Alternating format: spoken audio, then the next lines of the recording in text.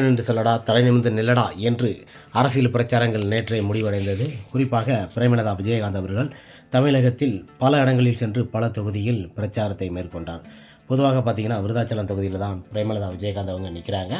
Captain Vijayakanth அவர்கள் 2005 நின்று அங்கே அதிக வாக்கு வித்தியாசத்தில் வெற்றி பெற்ற மிகப்பெரிய ஒரு ஜாம்பவானாக வந்தார். எதிர்த்து நின்ன பல கட்சிகளை வீழ்த்தி அந்த ஒரு இடத்துல நம்ம கேப்டன் மிகப்பெரிய ஒரு வாக்கு வித்தியாசத்தில் வெற்றி பெற்றார்.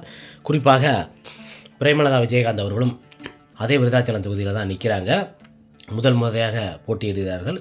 குறிப்பாக கேப்டன் மறைவுக்கு பிறகு அரசியல் களத்தில் கேப்டனுக்கு பிறகு ஒரு ஆளுமையாக ஒரு பெண் இருந்து தைரியமாக சில விஷயங்களை பண்ணுறாங்க என்றால் அது ஒரு ஆளுமை பவர் கொண்டது தான். பொதுவாக டிஎம்கேவுடன் கூட்டணி வச்சுருக்கிறாங்க. 10 சீட்டு கிடைக்கப்பட்டது. 10 சீட்டு கிடைக்கப்பட்டது என்பதை பொறுத்த வரைக்கும் எல்லா ஊர்களிலுமே 10 சீட்லேயும் பார்த்திங்கன்னா அதிக வாக்கு வித்தியாசத்தில் நாம் வெற்றி பெற செய்ய வேண்டும் என்பது தான் நம்மளோட நோக்கமாக இருக்க வேண்டும் என்பது நம்மளோட கருத்துக்கள் இருக்கிறது. பொதுவான கருத்துக்கள் படி உங்களோட வாக்கு எண்ணிக்கைகள் வாக்குச்சாவடியில் நாளை குளறுபடி ஆகாத அளவுக்கு சரியான முறையில் சில வாக்குகளை நீங்கள் வாக்களிக்க வேண்டும். பொதுவாக பல இடங்களில் பல பிரச்சனைகள் பல இதுகள்லாம் பண்ணுவாங்க. அதெல்லாம் நம்ம எதுவும் கண்டுகொள்ளக்கூடாது. நம்மளோட நோக்கம் முரசு சின்னத்தால் கேப்டனின் ஆசீர் பெற்ற மிகப்பெரிய ஒரு வெற்றி சின்னமாக கருதப்படுகிறது. இந்த முறையும் அதிக வாக்கு வித்தியாசத்தில் வெற்றி பெற்று மிகப்பெரிய ஒரு ஆளுமையாக வர வேண்டும் என்பது தான் நம்மளோட கருத்துக்கள் இருக்கிறது.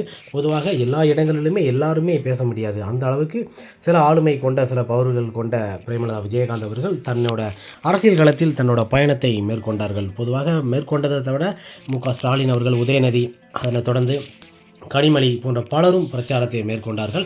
பொதுவாக விருதாச்சலத்திலிருந்து மற்ற ஊர்களில் எல்லா ஊர்களிலுமே விருதுநகரிலிருந்து எல்லா ஊர்களிலுமே பிரச்சாரத்தை மேற்கொண்டார்கள்.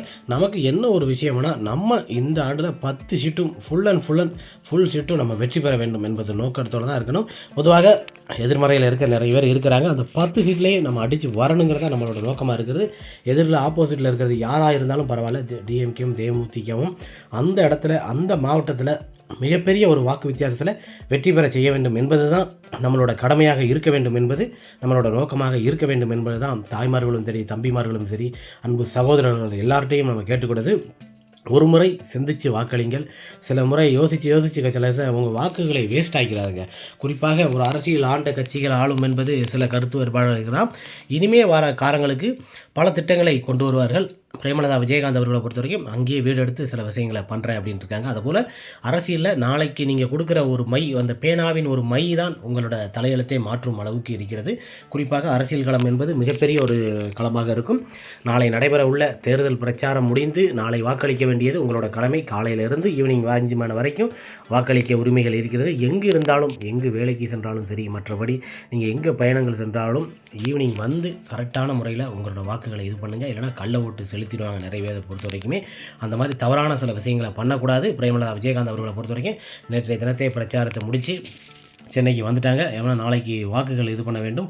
ஓட்டு போட்டுட்டு திரும்ப விருதுநகருக்கு விஜயபிரபாகரனும் மற்ற பிரேமலதா விஜயகாந்த் அவங்களும் அவங்களோட தொகுதிக்கு போயிடுவாங்க.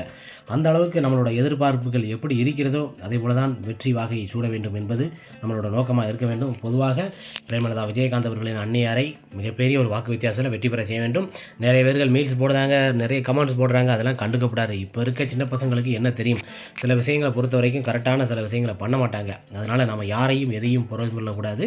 நமக்கு ஏற்றார் போல நம்ம அமைத்துக் கொள்ள வேண்டும். நம்மளோட யுகங்கள் கரெக்டாக இருந்தால் நம்ம அரசியல் பயணங்கள் மிகப்பெரிய ஒரு வெற்றியாக கருதப்படும். அந்த அளவுக்கு இந்த அரசியல் பயணத்திலே மிகப்பெரிய ஒரு வெற்றியாக கருதப்படும் அளவுக்கு பிரேமலதா விஜயகாந்த் அவர்களை விருதாச்சலம் தொகுதியில் அதிக வாக்கு வித்தியாசத்தில் கேப்டன் எப்படி ஒரு வெற்றி பெற்றாரோ அதுபோல் பொன்மாலை அணைத்து மிகப்பெரிய ஒரு வாக்குச்சாவடியில் நம்ம வெற்றி பெற வேண்டும் என்பதுதான் நம்மளோட கருத்தாக இருக்க வேண்டும். நாளை